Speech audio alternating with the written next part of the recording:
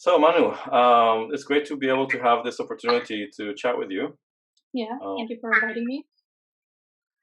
and yeah, I've been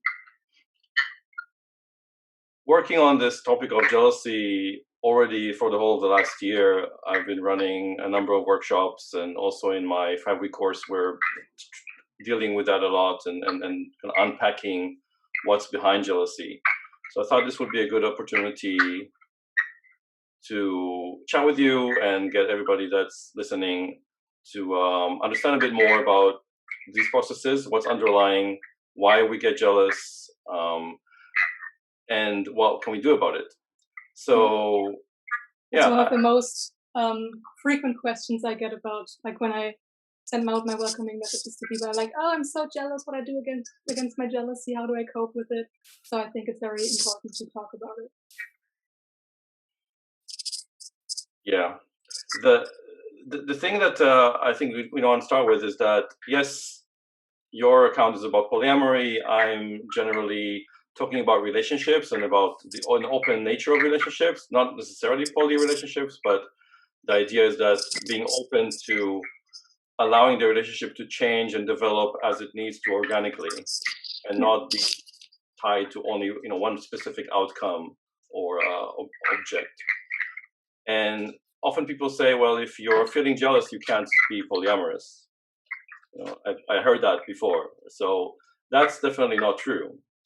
And the question is, if you are someone who is prone to jealousy, who have jealous reactions to things, can you be in a healthy polyamorous relationship? Can you be practicing non-monogamy without letting that really harm yourself and harm other people in the relationships? Mm. And is it something that you've experienced in relationships in the past yourself? In the past, I definitely, but not since I got into polyamory. Like I dived into polyamory without jealousy already. Like I already handled my jealousy beforehand. And I definitely experienced jealousy in the past. For example, with one partner in particular, I wanted to meet with other male friends as well, and he was totally against that. He was very, very jealous, and he was like, "Yeah, you don't want me to meet with other girls as well, don't you?" And in the beginning, I was like, "Yeah, I don't want you to meet with other girls," but then I was like, "If you meeting other girls means I can meet other guys just as a platonic thing, then go ahead, do your thing." And that was maybe the first thing that I ever questioned this jealous thing. Mm-hmm. Yeah. Um, so I've my first relationship when I was a teenager, my first girlfriend, was very jealous and quite possessive. So if she saw me talk to another girl in school, um, because that girl had a reputation for sleeping around, she basically went nuts and threw her shoe at me.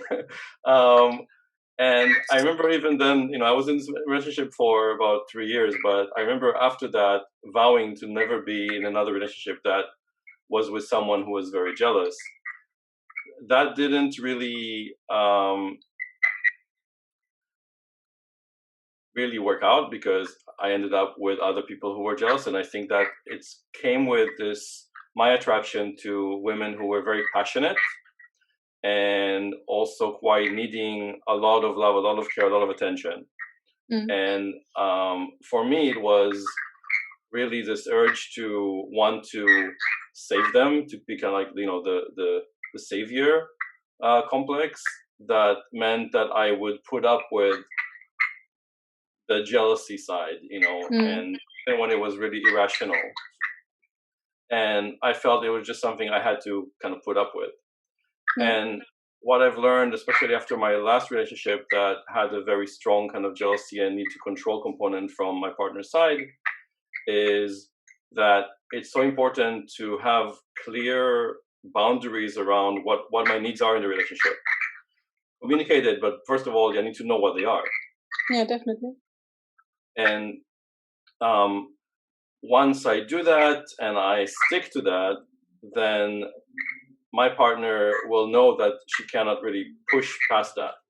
And also, when I have really good boundaries, healthy boundaries, I can recognize if someone is not the right fit for me much Yeah. earlier on. So if it is somebody who maybe would be experiencing a lot of jealousy, and it's not something that I can see that, I can recognize it now, and probably not engage. Now, if we take an example of where jealousy can come from, in many ways, our society is designed, and to tell us that jealousy is part of the components of a relationship. Like, if you're not really jealous of your partner, that means you don't love them enough. Yeah. And that is, I believe it's very harmful. Like, you probably agree with me, but this, connecting love with jealousy doesn't really make a lot of sense, because if you think about it really, when you love someone, you want them to be free, right? Yeah. I think that appreciating that their freedom and their autonomy is part of loving them, is wanting them to be their full self, their whole self. Yeah, definitely. So justice shouldn't really come into it. So I think that addressing this idea that acting possessively, acting like, you own the other person's time, and just get to decide who they see and when they see them, what they do with them, is something that we need to really realize. Society and all of the movies that we see and the books are equating that with being passionate, with being really, really caring and stuff. And that's not true. Yeah, just like a few days ago, I started watching Desperate Housewives just because of the fun of it. And there was one scene in which one of the main characters was dating someone, or she didn't know if it was dating, but they were on a date. And then this other guy came around and asked her out, and then she went to this first guy and was like, "Hey, this guy asked me out. What do you think about it?" And that other guy just didn't react to it. And then she went to her girlfriends and was like, "I gave him the chance, but he didn't get jealous or something." I was like, "What?"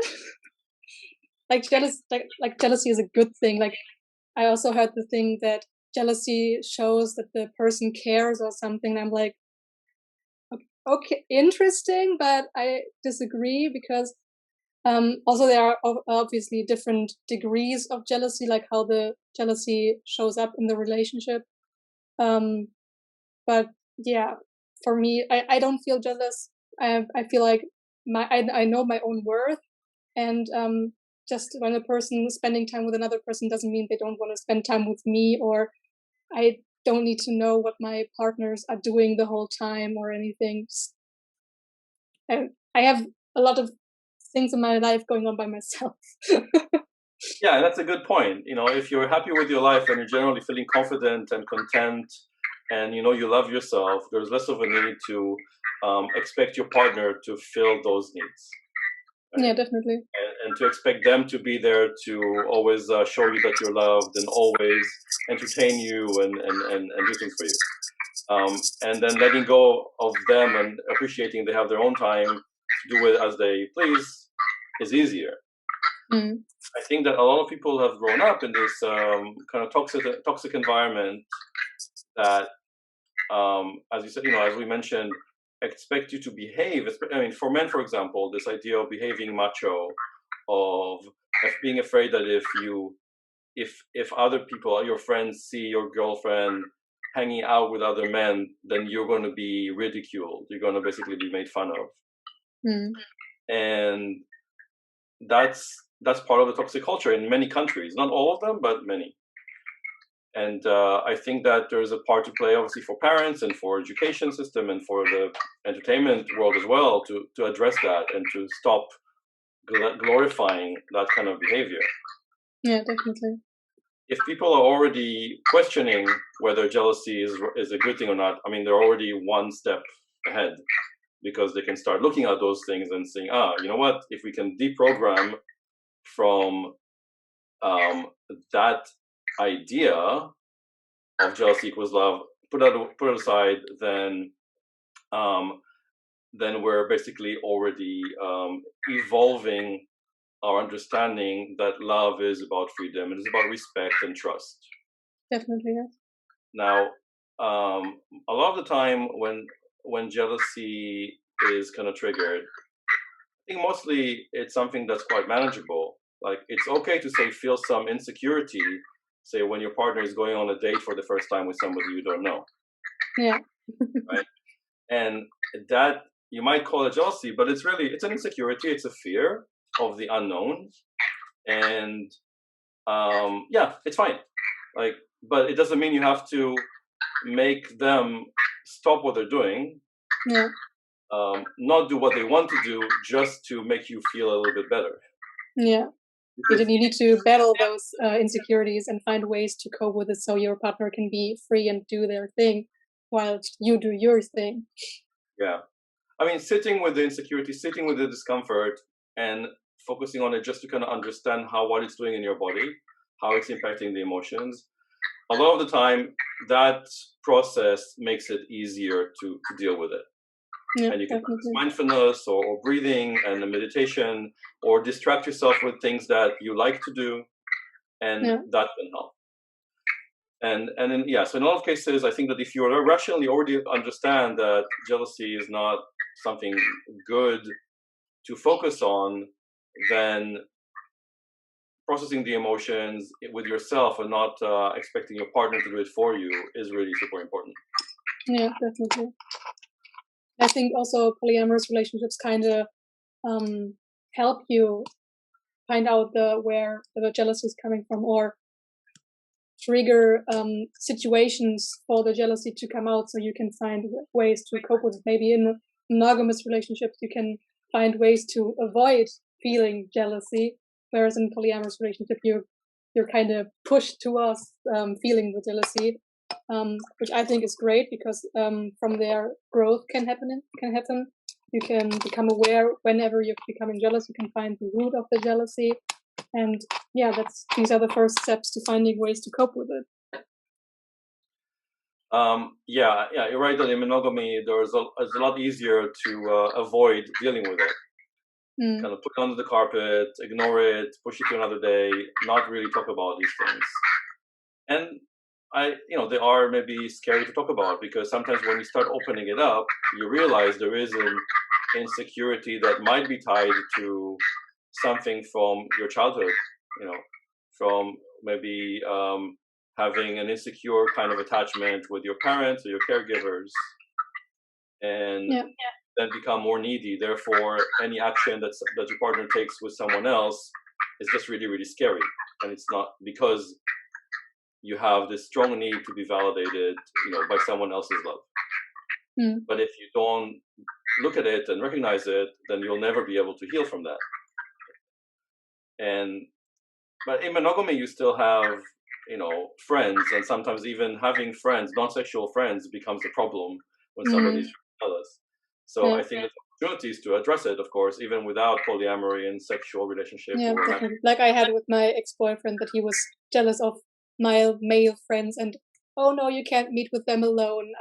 He didn't say that, but it was obvious that he was very, very jealous. And yeah, but like he didn't trust me, basically, that things could happen or whatever. And I was like, I don't even have that kind of interest in the person. I just want to spend time with other people as well, and not just with you. And in the beginning of that relationship, I was still insecure myself, and so I was like, yeah, okay, I don't want to meet with other guys. But then the more the relationship moved forward, I was like, I want to meet with other people as well, and also meet alone with other male friends. So then I was like, yeah, go ahead, do your thing with other female friends then. I don't mind. And he was like, yeah, but I don't want to do that. I don't want to meet with other female friends. And I was like, okay, just because you don't want to do it doesn't mean that I don't get the chance to do it. Yeah, and you are different people. So I think that recognizing that you have different interests and you can do different things, it's also part of this process. Is I can't expect my partner to want the same thing I want all the time, and to always want to do things with me just because I want to do things with them. And now in polyamory, of course, there is this explicit understanding that we do have a lot of time we spend with other people. And then the question becomes like, what do you do with with the other people? For some people who are going to polyamory, the fear and the jealousy comes because they don't know what's going to happen. Yeah, the fear of the unknown. It's ever present all through society. So yes, if like, let's say there's couples, for example, who start with swinging, where it's in the same room and they can see their partner having sex, but at the same time they have like eye contact with them and they get reassurance during the sexual encounter that it's still like, oh, they're still kind of connected. But when they don't see them, then they start running these scenarios, these fantasies of the worst case scenario in their head. Yeah. And part of it is, I think, as you mentioned before, is around trust. So the relationship doesn't have enough trust built into it to make sure that, to know that I trust my partner. If they tell me that they love me and they will love me when they come back, then everything is fine, right? Yeah. And whether they're going out to the movies or to play tennis with their friends or to have sex with someone, it's their time, and then when they come back, they'll be with me. Exactly, and I trust that's it. But the that's lack of the trust, mindset. yeah. So the lack of trust is an issue that can be tackled. We can deal with it. We can basically have an opportunity to sit together, maybe to go to a counseling, or sit and develop trust through being vulnerable, right? Yeah. When somebody's vulnerable with you and you're vulnerable with them and you really share your deepest fears and insecurities and they accept that and they still love you while you share that with them, that builds trust. Yeah, definitely. And many people are afraid to actually talk about their emotions, talk about their most inner fears, because they're afraid how the other person might react if they get neglected or something along the lines of that. So yeah, we have to learn to be vulnerable, I guess. I think we're all vulnerable to some degree. What we need to learn is to be brave enough to share it, to talk about it. Yeah. And what then happens normally is that by sharing the vulnerability, you become braver, you become stronger, because you see that letting it out hasn't damaged you. In fact, it's created a stronger bond with your partner or with your friend, and you can use that to build more in the relationship, to do more things, to try more things, to be more daring, because that trust is there. Yeah, definitely. That's really important. Now, when all these emotions come up, then we talked about lack of trust and about insecurities and fears. It can be fear of being left alone, right? It's like if the worst case scenario happens and my partner meets someone else and decides they want them better and they don't want me anymore, then that's an understandable fear. And it's stronger in people who maybe in their whole life didn't feel like they can be independent, be on their own, be happy on their own. Like they need someone with them, right? And again, it goes back to attachment styles. And there, the real healing path is learning to be more autonomous, is building that confidence that it's okay to be alone, you're happy alone, or you can also get friends to support you in other ways that your partner doesn't always have to. Yeah, definitely. So I don't think, yes, it will be tough and probably horrible if your partner did leave you, but that can happen also in monogamy. And ultimately, there's always that, even if you're married, they can leave you. So it can happen with any relationship, also a platonic relationship, that a friend likes another friend better or something. But I think people, when they say like, yeah, when my partner is with another person, they could leave me. So you want to keep your partner to yourself, so you're safe. I can't put it into words, but I like exactly what I want to say. But it doesn't make sense to me to keep my partner from exploring other people and maybe finding someone who fits them better, who makes them more happy. Like if another person makes my partner more happier than I do, then please, you can, I'm fine with leaving. Like when my partner leaves me and says I'm more comfortable with that other partner and I want to leave you, I'm fine with it. Like I want my partner to be happy, and if they feel like that other partner is making them more happier than I am, then go do your thing. I'm not dependent on you, so please. Yeah. Well, so I think other emotions that get triggered are around one thing I've seen from someone I was actually coaching a while ago is that they were very competitive, and they grew up in an environment where they earned love from their parents by achieving things, by being the best at something, and that's how they saw they could get love. Maybe there's competition with your siblings, for example, so you need to stand out, right? And you learn that your value is attached to how you achieve and how unique and special you are in the eyes of other people. Yeah. And then what happens is that you kind of substitute what you happen with your parents, like with your partner. And if in the eyes of your partner you are like the only one, you are the most special, then you feel secure. Mm. People will often say, yes, I feel secure because I'm in this relationship where my partner thinks I am the best at, being his partner or their partner. Now, obviously in that situation, if they go on a date with someone else, that person could be better than you in at something, right? Mm. Be better looking, or a better dancer, or a better cook, whatever it is. And that's going to be scary for someone who draws their value from how unique and kind of better they are at things. Mm. So, and that's actually quite tough. And I think that people who are very competitive in that way find it more tricky to have multiple relationships. Yeah.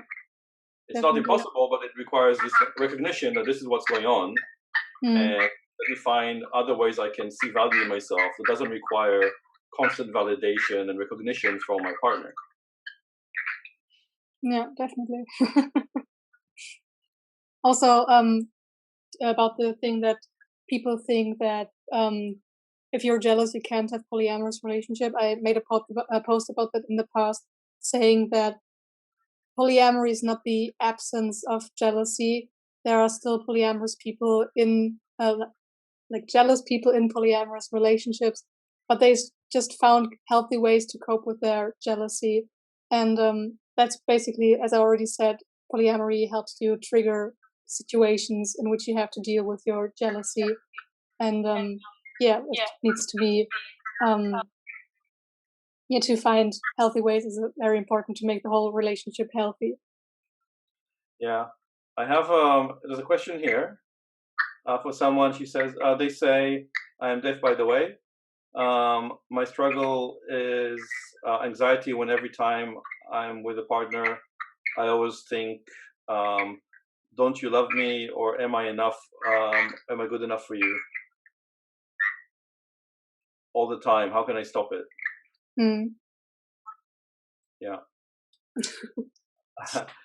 Yeah, so that's I think that this anxiety around wanting to be loved is such an important part of our being, and we're not be able, if we're not feeling it ourselves, then we need our partner for that.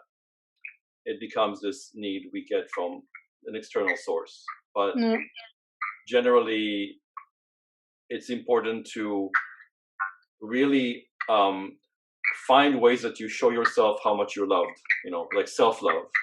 So it's okay to ask my partner for validation. I mean, I think that if there is some anxiety around them going out on a holiday with someone or going out on a date, to basically say, when you come back, I want to hear that you love me, or I want to have a cuddle with you and reconnect, and that's fine. I don't think there's a problem when it's done in a way that recognizes that it's an insecurity, and I'm not blaming my partner for doing what they're doing, but I'm wanting some reconnection time later.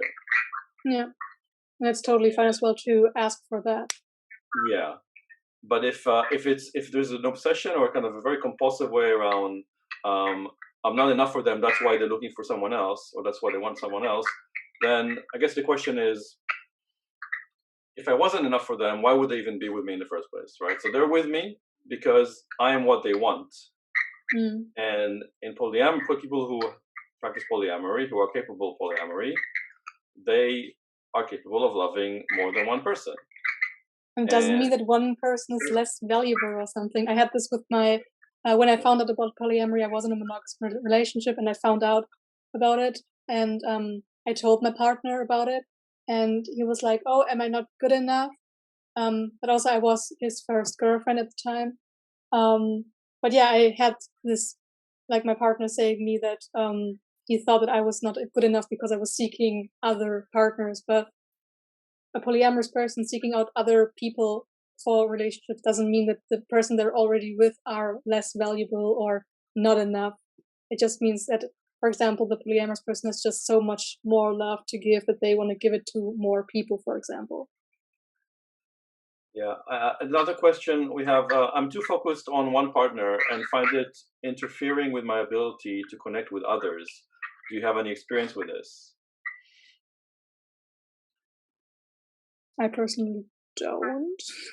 I don't have an experience personally, but I've experienced it with partners in the past and through coaching clients, that oftentimes, especially like in the new relationship energy stage, the NRE and the honeymoon stage, that is kind of focusing on a new person who's really exciting and you're getting to know each other, can distract from your time with other partners. And Yeah. that can also generate some jealousy from the other partners, who all of a sudden, what they're used to in terms of time commitment and maybe talking every day, etc., that kind of goes away, and there's less time given to them. So that basically triggered a fear of, oh, the relationship might be changing, right?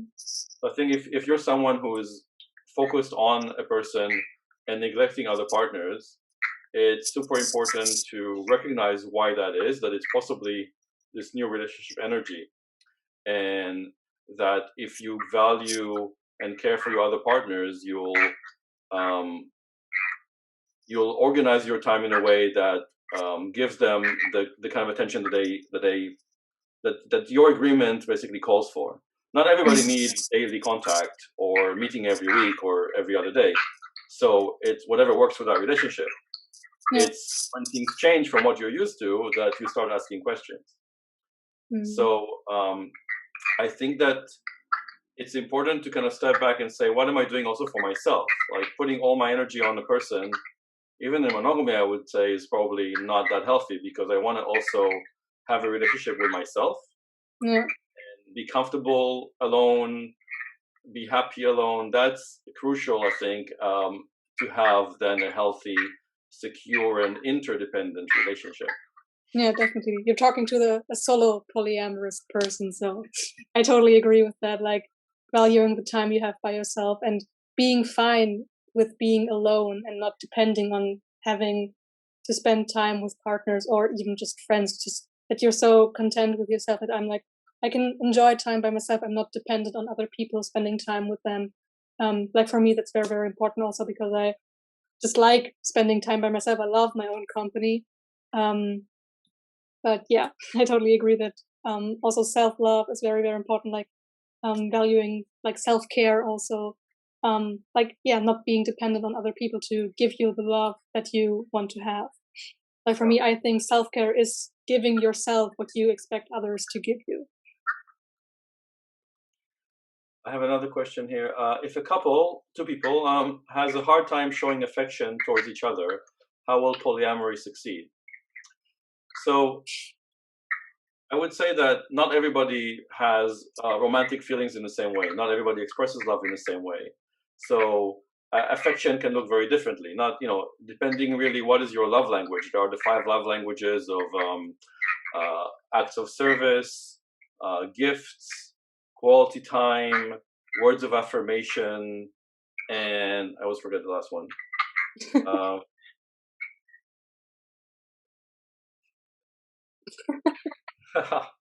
I don't remember it right now. But yeah, the 5 love languages. Also, people say that there are more love language and there's just the 5, for example. But I think the 5 one are the most basic ones. I wanna say what the last one is, just because I always. So physical touch is the 5th one. Yeah. And if often people don't realize that they do have a love language, or maybe more than one. So lack of affection is really just not hitting each other's love language the right way. Yeah. So I would say, first off, if people are struggling with that, then it's possible that they haven't yet gone to that step of being vulnerable with each other. So you're holding back. You're basically trying to stay very strong and not show vulnerability. You're also holding back your emotion and the emotional affection. You're holding back all emotion if you're doing that. Yeah. So looking at that vulnerability and daring to be vulnerable, and looking at making sure that you understand your own love language and your partner's, because it could be different. And also maybe one thing that could be that they have a hard time showing affection towards one another is that they don't know that they have a love language themselves. But maybe also because they have different love languages and therefore struggle to show each other the affection they would love to show each other. For example, one person has words of affirmation as their primary love language, and then also it like assumes it's the same love language as for your partner, and then showers them with compliments and everything. But actually, the love language of the other partner is gift giving, and they would love to get something physical and not just words from the partner. So yeah, as always, communication is key, and finding out your own love language, how you show love and how you want to receive love. It's also something that I noticed, that there can be difference from the way you want to show love to someone and the way you want to receive love from someone. Like I noticed that there can be a difference. But yeah. Yeah. We have another question. How to manage when your partner is having more sex with their metamor? Is there a risk of losing a certain intimacy and connection? So just in terms of terminology, metamor is your partner's other partner. So I think that is probably not what they meant there. It's their other partner. And, well, I don't know what your experience is with, but sometimes the sexual connection isn't static and isn't constant and always the same. So it goes up and down. It really depends on where you are in your life and where you are in the relationship. And sometimes, when you're starting out a new relationship, there's going to be more maybe sex, and then it might kind of slow down a little bit. And I think that if your partner has a new partner and they're very sexual for a while, just remember that you had that in the beginning of your relationship as well. And that went on for as long as, for the NRE stage, and you had that, and now it's okay if somebody else gets that as well, because you had that already. What I like about polyamory is actually that there is this virtuous cycle, that the excitement I have from a new relationship is feeding and helping me get excited more, and that energy, the positive energy, is also being passed on to my other partners. Yeah, definitely. I would definitely agree with it. Like, for example, I can imagine myself when I am in a relationship with someone, and then being in a relationship with someone else, and having this new experiences, like having first times over again. And then I don't know. I think that we'll be getting the new relationship energy and getting excited again. And also, what I like about polyamory is how different people can do the things that they're doing. For example, the way they kiss, for example, or the way they cuddle can be so different. And then you can take what you experience with one partner and experience it with the other partner as well. And I think that's very, very beautiful about polyamorous relationships, because the way that people do different things is just different, and I really, really like that. Another comment here is, which I definitely don't agree with. Our brain are hardwired to only handle one person at a time. But if it's at the same time, it will cause chaotic and possible domestic violence between lovers. So no, your brains are not hardwired to only handle one person at a time.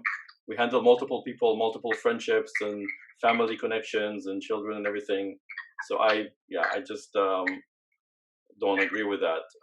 Violence is about control and power and insecurities, and when jealousy erupts as violence, and obviously the main thing is to be safe and to get out of that situation. But I would, if that's the tendency to take it to a place of violence, then there has to be intervention and therapy, and really looking at what's that insecurity underlying it, because people usually head out because they're afraid. That's the usual way that this is happening. Yeah.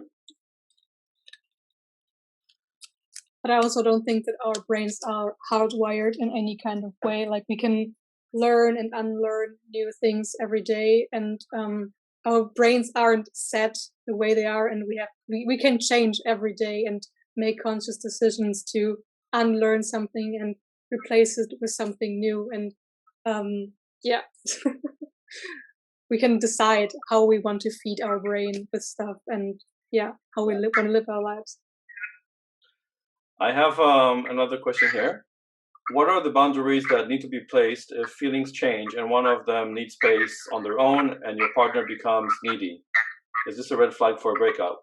So I guess what I understand is that your one person has different boundaries around their need for personal space while the other becomes quite needy. And sometimes in codependent relationships, when one person draws the boundary further away, saying, I need some personal space, it will trigger the neediness and the insecurity in the other partner. Yeah. So also because it can be fear. Sorry? It also can be like fear from the needy person being like, oh, they want space from me. Am I not good enough anymore? Why do I want space and stuff like that? And then they will be more needy and not give the person the space they need. Yeah. So I think that the person who becomes needy don't appreciate that this is a boundary for their partner. It's not about them, it's about their partner. Yeah. So, and if they know that they need that space, that's a very healthy place to be, to say, I need some personal space right now. Now, it's important to also recognize that sometimes people who are very avoidant will say they need a lot of space because they're not willing to give the attention and be there for their partner, right? So there's two sides to it. Mm. And whether you're avoidant or whether you're anxious, the key is to recognize that that's what's happening. And when somebody is, say, if you're the one putting the boundaries, because I think that's the questioner is the one with the boundaries around their own space and time. If the partner becomes very needy, then it's a red flag, not necessarily for a breakup, but for some soul searching, for a deep conversation about their needs, about recognizing and respecting boundaries, and possibly counseling or therapy for the underlying insecurity there or the fear of why they become like that. Why does it trigger that? Definitely yes. Okay. Wow, we have so many questions. It's great. We had one here, which is, let's see. What rules or agreements do you recommend for an open poly relationship? So open poly, I don't know if that means that is one side is poly and the other side is open, as in only sexual, or it's both, sometimes sexually kind of casual sex and sometimes it's romantic. So they call it open poly. We still don't have all the terminology, kind of universal. Yeah. But I think that, first of all, I recommend not to use rules. Rules are not really helpful. Agreements are. So it really all starts from knowing what your needs are, understanding your personal boundaries, and then creating agreements that respect my partner's boundary and my boundary. And that is not really something I can recommend because it's very individual. Yeah, I would also don't generalize on any agreements or boundaries. It comes down what the person wants, what the individuals in the relationship want, and what works for the both of us doesn't have to work for other people, and so it's hard to make a generalization here. I suppose the universal thing you can say is make sure you have trust, make sure you communicate your concerns and your insecurities, right? And make sure you hear your other partner, and also kind of always ask, is what I'm wanting now about kind of controlling my partner to avoid dealing with my own issues? Like, it's a question to ask before I tell my partner that they need to do something as a rule. Okay, next question. We'll try and get through all of them. trying to figure out my boundaries as part of self-love and self-worth work is work through anxiety and jealousy. Any advice, please? It's the first time properly putting my needs first, and it's hard. Yeah. Understanding. Yeah. So that's like work you do with yourself. Sometimes your partner can help because they see it as part of you, right? So they can reflect back to you on certain things, maybe on your behavior, your attitude, the way you react to different things. That can be helpful. But also, it's worth talking to friends who know you very well. If you're not doing therapy, and a therapist obviously can help with that. But working. So in the when I run this 5-week relationship course that I do, which is like 5 weekly workshops, then the reason that it's once a week is because we start by, first of all, understanding who the people are in themselves. What is their authentic self? What are their values that they really care about? And they kind of then create needs around that. What are the needs that I have to have in a relationship for myself?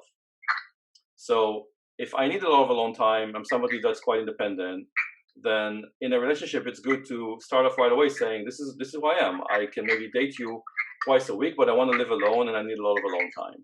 Yeah. So not like start off being, hey, let's meet every day because we're excited about each other. But then after a few weeks, you know what? This is too much. I need alone time. Yeah. Like, clear that this is who you are as a person, and state your boundary and stick to it. But you are really the only one that can define and protect your boundaries.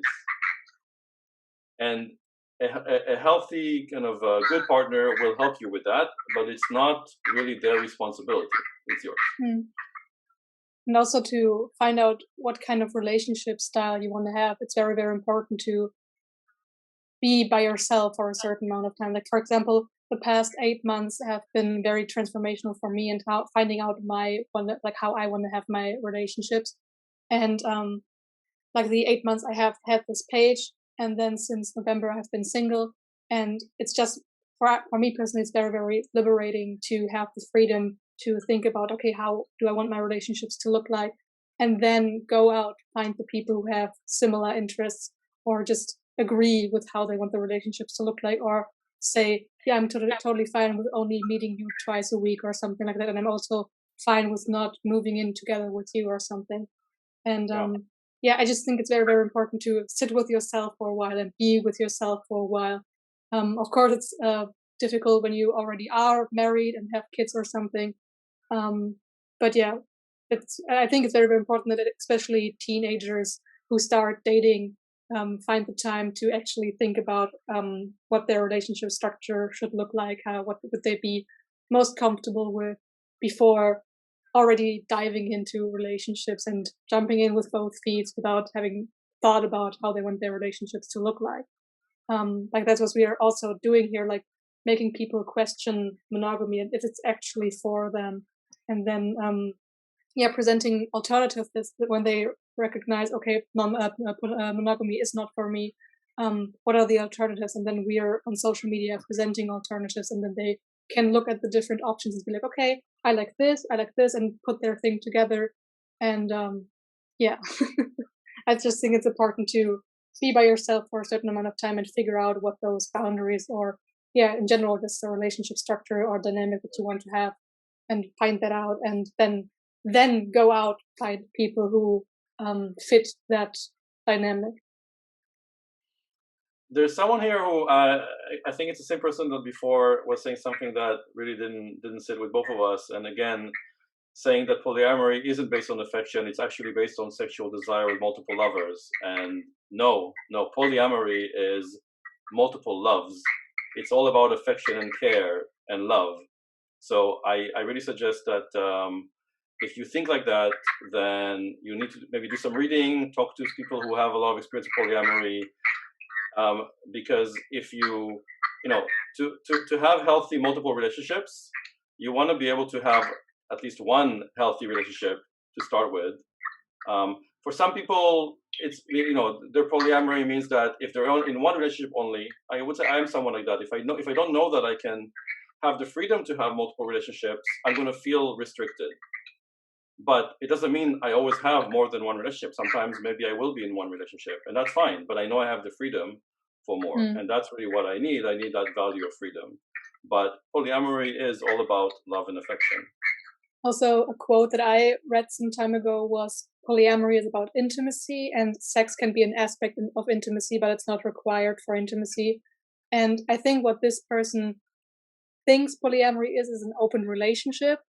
And in an open relationship, it is that you have one primary partner with whom you are romantically and sexually involved, I guess, and then have sexual encounters outside of it. Like there, it's about sexual desires, I suppose. But polyamory is about those committed relationships and having multiple committed relationships and not just sexual encounters. Yeah, and you get to define for yourself your relationship. It can be without sex. It can be with a little bit of sex, with a lot of sex. It could be aromantic as well. It's whatever works for you and your partners. Yeah, I definitely. But wanted to polyamory is not just about sex. I wanted to bring in a couple of questions that people sent in earlier before we run out of time. So, how to detach from the seemingly very real jealous fantasies my mind shows me and makes me obsessed with? How do I stop feeding that obsession? We touched on it a little bit before, but I think that it's really important to recognize that your mind will always make scenarios that are much worse than the reality. Mm. And allowing these things to happen, you then see what happens with it, right? If you preventing your partner from seeing someone, or you don't go into polyamory because you're so afraid of that outcome, then you won't actually see that when it does happen, it's not so bad. Mm. And but if the fear is so paralyzing that you can't even bring yourself there, that it's just full of anxiety and maybe brings you into panic attack mode, etc., then it's important to go to see a therapist and look at that underlying anxiety and unpack those thoughts, because your head is projecting a lot of these fears on someone else, but it's really your own fears, not theirs. Mm. I have one more question there. How to deconstruct the conditioning in my psyche created by trauma and the narrative in our culture, which my mind gladly took for true to feel safe and secure, around attachment, love, and security. So this is the idea of where you're mixing up what the culture that society is going to put on us of basically mononormative ideas, and then certain traumas around attachment, around maybe people being betrayed. Those kind of traumas can also mix in with that. And when the fear comes, when the anxiety comes around jealousy, you can't really unpack it because it's all together. Yeah. And I think it's basically like untangling a piece of, like a ball of string, and slowly kind of pulling off and kind of taking it out, taking it apart very, very carefully. The social conditioning and the cultural aspect it should be easier because you can use your mind-led kind of logic to recognize that those things don't always make sense. The trauma is going to be harder to unpack, but it's important to separate them out first. Definitely. And it's a slow process, and the idea is not to also push yourself too much when this is happening. And being with someone who is, if you are within a relationship, being with somebody very patient, very loving, very understanding is really important for that. To be able definitely. to feel you can trust them, to feel kind of secure enough to slowly try more things and maybe at your own pace. Yeah, definitely. Yes. Just scrolling through the feed and looking for more questions. Yeah. How do I tell my current primary partner that I want to maintain a relationship with them, but I think I want to be solo poly again? And that's actually an interesting point about changing the relationship dynamic, right? Polyamory, there's a lot of freedom and flexibility, which means that a relationship can start as one thing, but then morph and change into something else. Yeah. A lot of my female, say, friends now are people that I dated in the past, and the sex part didn't make it maybe continue, the romance didn't continue, but the friendship did. And I think that it's okay to allow for things to change, and be open to that. And if you're promising things to each other about moving in together, living together, making promises and plans for the future, then of course, when you realize your feelings changed, maybe you want to be solo poly, maybe you want to live with someone else, maybe you want to bring another person to live with you, right? All those things are possible, but bringing it up means shattering that illusion or that fantasy that was created. Yeah. I also wrote down the person's username to reach out to them personally later, because I'm solely polyamorous, and maybe we can just have a one-on-one conversation about that. Yeah. Yes, and I want to mention here that we only have about 10 minutes, so if we don't get to your questions or you have things you didn't want to ask here, then feel free to message myself or Manu, and we can try and help as much as we can. And I also read every message, although my page is very, very big. I read all the messages. That people tend to not reach out to me because I think that I already get so many messages, but I actually don't. Like, I'm not overwhelmed yet. So please send your messages, and I will get back to them as soon as possible. Yep. So anyway, in terms of changing relationship dynamic, it's really about knowing that you are able to have the conversation about anything with your partner. That's the starting point, and that really goes for anything that you find is going to be hard to bring up. You know, build up the trust and the connection, and show vulnerability so you have that trust, and practice talking about difficult things together. Yeah. Notice that when you're saying something that your partner may not enjoy hearing or may have a problem with, they don't automatically attack you, right? They don't get defensive. They just notice that this is what your truth, this is your feeling, and your feeling has a place even if they don't like it, and vice versa. So get to the point where you can talk about anything, and then you can also bring this up.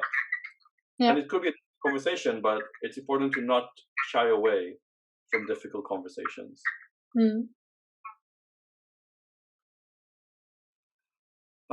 So many questions. Yeah, I think that I'll also try and maybe post that on an Instagram post in comments, answer more questions later, because we won't really get to all of them. Let's put one more here. How to be confident about myself without anyone's appreciation. Yeah, I also wrote that person down to reach out to them personally, but we can also talk about it now. Well, I think that it's a general point. When we touched about it before, we did say that it's important to do it, but how to do it is obviously open question. And the idea is to really feel that you love yourself, that you're happy with in your body and what you do in the world.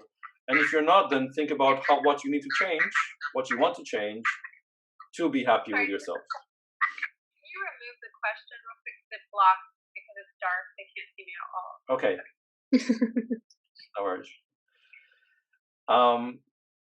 So I would say is like explore that. Explore if you're unhappy or you don't feel you love yourself enough, then where that comes from. And it can be about childhood issues and maybe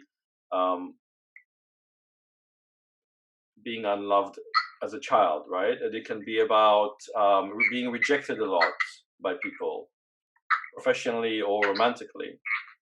So I think that the process is to then look at what's going on. You know, what is it about yourself that you don't like so much, and ask for help. That's also important. And that can be coaching, it can be counseling, it can be from friends or from loved ones. Again, don't be afraid to show vulnerability. That is an important part to kind of unveil that part of yourself that's wounded, that's vulnerable, because that's the part that's the most important to love. Yeah. Just turning on the light here. Yeah. Are there any other questions you really want to answer in the questions? Let you choose one. Just scrolling through. There's one here which I think maybe I'll tackle this one, which is how do you handle a boundary being broken? So when we mentioned trust, right? Jealousy often comes because I don't trust my partner, and if they broke a boundary, I'm like basically it's vindicated, right? I'm like justified not to trust them because they broke a boundary. Yeah. Is this something that happened to you? No, not yet.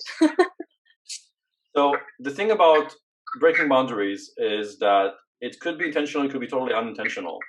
Sometimes we haven't defined the boundaries clearly enough, and they're open to interpretation. So they can be broken unintentionally, right? I might be thinking it's one thing because of my values and the way I see the world, and my partner is expecting something else. And then I do what I do thinking I'm fine, and they see it as breaking a boundary. It happened to me in the past where a partner set some boundaries. I tried to respect that, but later on the boundaries kind of change after the fact because they felt insecure at the time, and projected that. So there is that to question: are they doing it intentionally? Is it an honest mistake or about interpretation? So having the conversation around that, not judging them right away to say, "Oh, you did it on purpose, therefore I can't trust you anymore." But let's see. If being open to the possibility that it was unintentional. And so the real I guess question here is, after the fact, are they doing what they can to earn your trust again? Are they taking responsibility for their part of it? Are you taking the responsibility maybe for not being as clear as you could have been? Maybe it's a boundary that they reluctantly accepted but really couldn't follow in the agreement, right? So breaking a boundary really should be the end of a relationship, because if somebody breaks your boundary, it's your boundary. You have to have some kind of ramification to that. There is a consequence. So I think that they meant breaking an agreement. An agreement is usually something that should respect your boundaries, but it may be you can still kind of save the relationship from that by reevaluating the agreement and also owning the part that you played in that.